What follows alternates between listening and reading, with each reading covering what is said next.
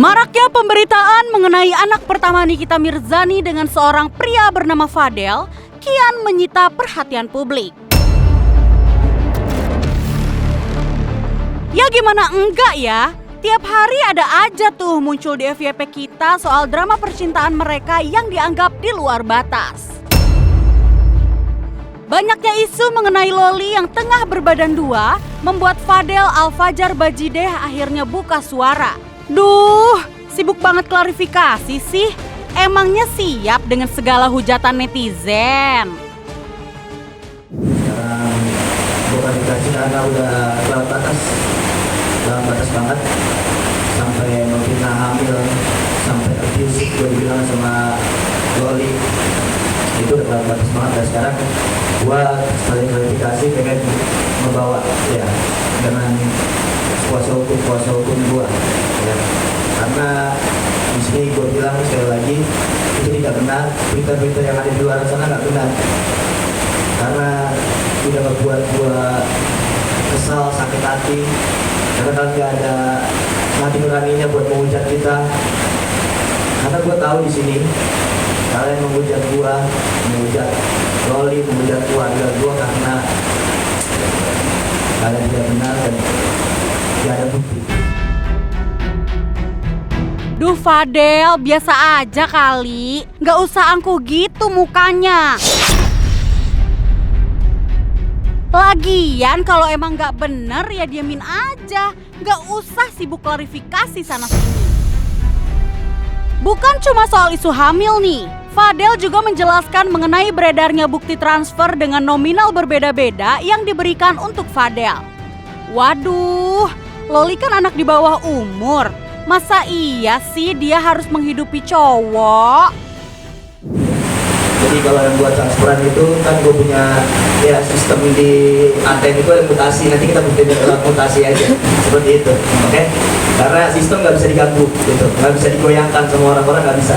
Jadi kita lewat sistem aja mainnya seperti itu.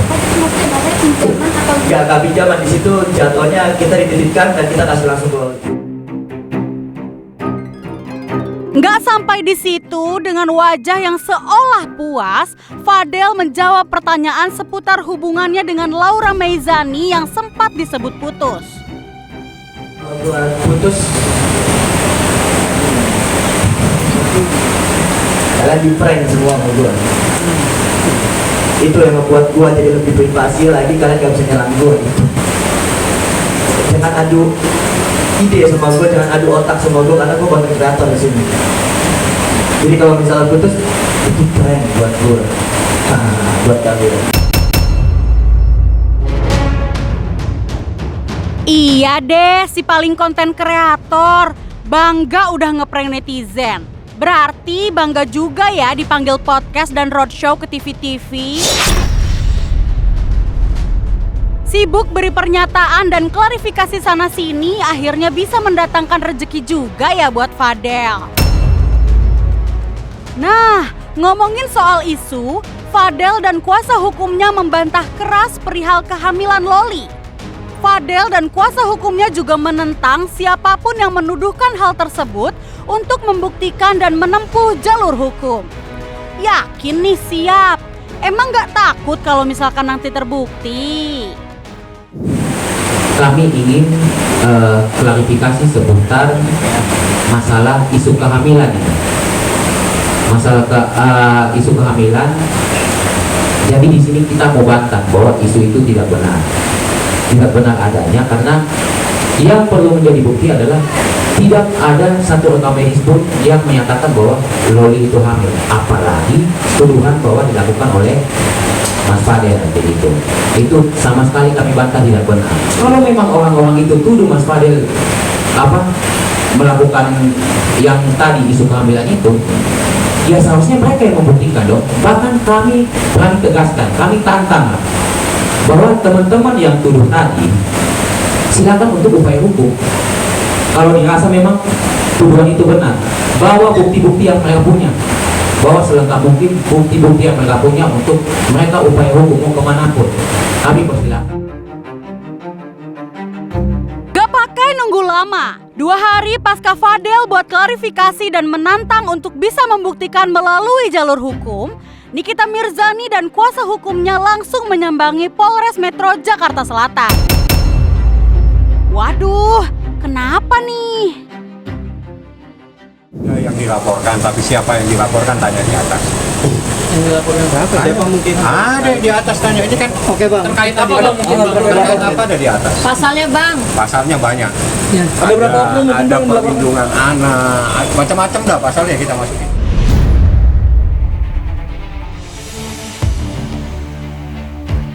Nggak tanggung-tanggung, Nikita Mirzani melaporkan seseorang dengan beberapa pasal. Duh, jadi pasal berlapis gitu ya? Emang siapa sih yang dilaporin? Jadi penasaran deh. Dan kenapa harus ada laporan ke kepolisian gitu ya?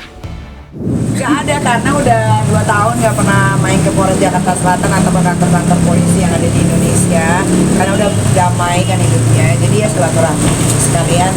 Tadi ya itu ngelaporin orang, tapi nanti tunggu aja. Gak lama kok sekarang. Ya harus dilaporkan. Kalau dibiarkan nanti tambah kurang ajar. Harus dilaporkan karena biar dia mendapatkan sanksi pidana. Saya beritahu, pasalnya itu minimal 5 tahun. Artinya seseorang itu minimal kalau dia terbukti 5 tahun. Gak bisa kurang ya? Tidak bisa kurang.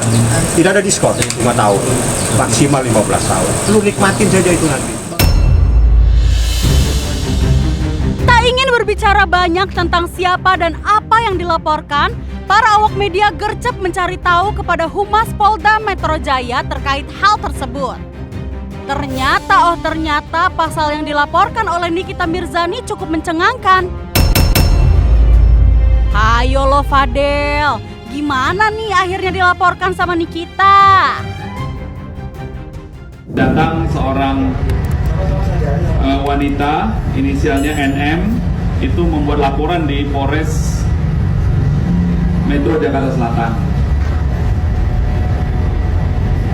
Hal yang dilaporkan adalah dugaan persetubuhan anak di bawah umur dan atau aborsi yang tidak sesuai ketentuan. Terlapornya saudara VAB. Serius ingin memidanakan seseorang, Nikita Mirzani rupanya sudah mendapatkan beberapa bukti yang sudah ia pegang. Duh, jangan main-main deh kalau Nikita udah turun tangan. Genderang perang sepertinya sudah dikumandangkan. Terus, gimana sih peristiwa hukum itu bisa terjadi? Adanya dugaan tindak pidana persetubuhan anak di bawah umur dan atau aborsi yang tidak sesuai ketentuan yang diduga dilakukan oleh terlapor VAB terhadap korban. Korban ini anak ya, usianya di bawah 18. Kejadian berawal saat pelapor saudari NM sebagai orang tua korban mendapatkan foto korban sedang hamil dari salah satu saksi, dan korban telah melakukan aborsi sebanyak 2 kali atas suruhan terlapor. Segimanapun Nikita menentang dan menyebut bahwa Loli bukanlah buah hatinya lagi, tapi naluri orang tua tentu nggak bisa ia hilangkan. Bagaimanapun juga Nikita ingin melindungi Loli dari hal-hal yang tidak baik. Ya, gimana pun Nikita, dia tentu ingin memberikan yang terbaik untuk anak-anaknya. Semarah-marahnya dan sesakit hatinya Nikita sama Loli, tapi Nikita pasti masih berpikir bahwa Loli merupakan tanggung jawabnya. Percaya deh, kebenaran pasti akan menemukan jalannya. Untuk Loli, kita nggak pernah tahu apa yang sebenarnya terjadi. Tapi sebagai anak, kamu wajib untuk meminta maaf sama orang tuamu.